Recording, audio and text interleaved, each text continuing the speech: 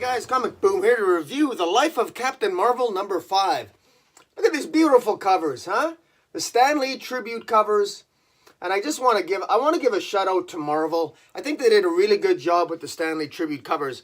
I know that there's been sort of mixed reviews, mixed commentaries on whether or not the Stan Lee tribute by Marvel Comics through all their comic books this week, whether or not it was appropriate or not. Let me tell you why it worked for me. And of course, whether or not you think it's an appropriate tribute for Stan Lee depends on, I guess that's purely subjective. What I like about it is that the first three pages, they're all silent, they're all dark, followed by that Stan Lee picture. What's great about that is, in comic book form, isn't it, it's so fitting that it's symbolic of a moment of silence for Stan Lee. The pages that he graced with his brilliance and his characterization and his storytelling, the pages themselves are silent and empty in tribute to Stan Lee, so that everyone is standing down and everyone's silent, and followed by that iconic Stan Lee picture, that gorgeous smile, that iconic look.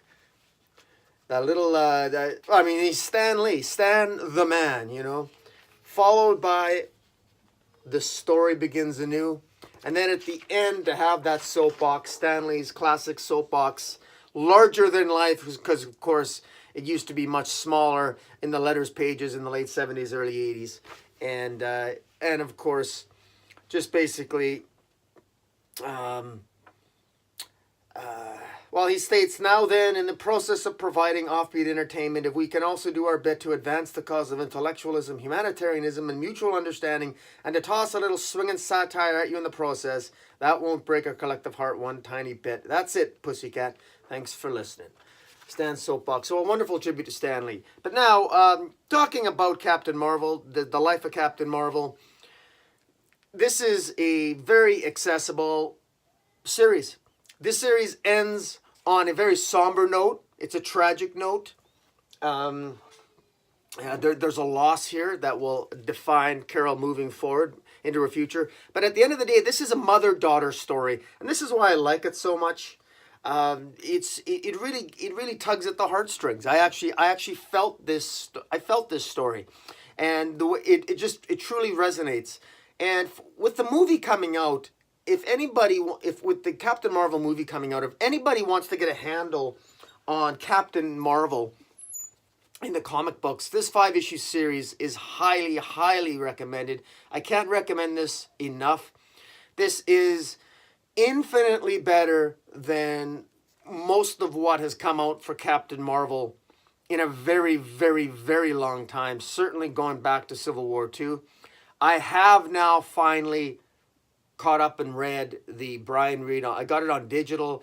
I've done a lot of, I think I've pretty much read everything now about Captain Marvel going back 20 years. I've read a lot of Captain Marvel lately. Carol Danvers, Captain Marvel.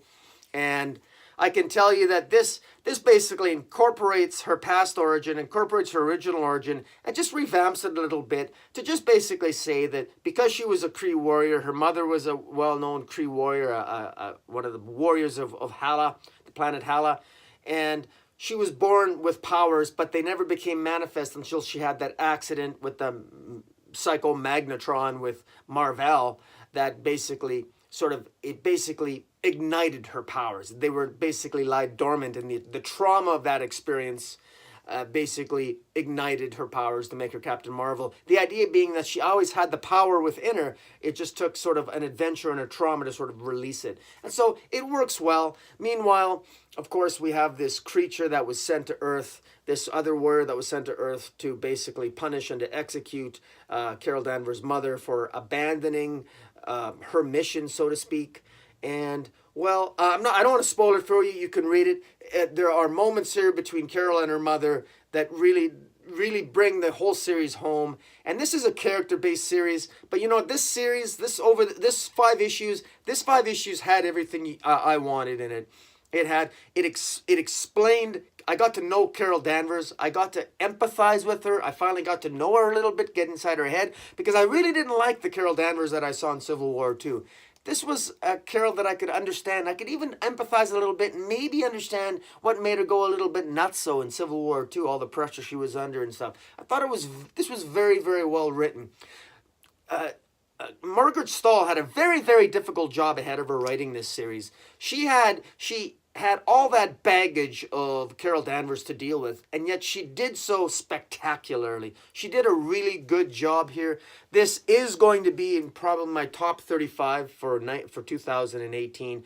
Easily one of the best series Marvel put out in 2018, and that's very surprising to me because I was very hard on Margaret Stahl. I thought she struggled greatly when she wrote the Captain Marvel series proper.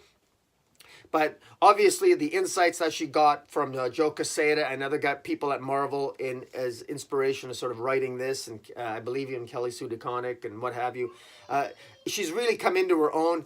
This is now going to lead into a new series written by Kelly Thompson. Kelly Thompson is a pretty good writer too. I think she keeps getting better and better with this, with her writing at Marvel. So Captain Marvel's in good hands here, guys.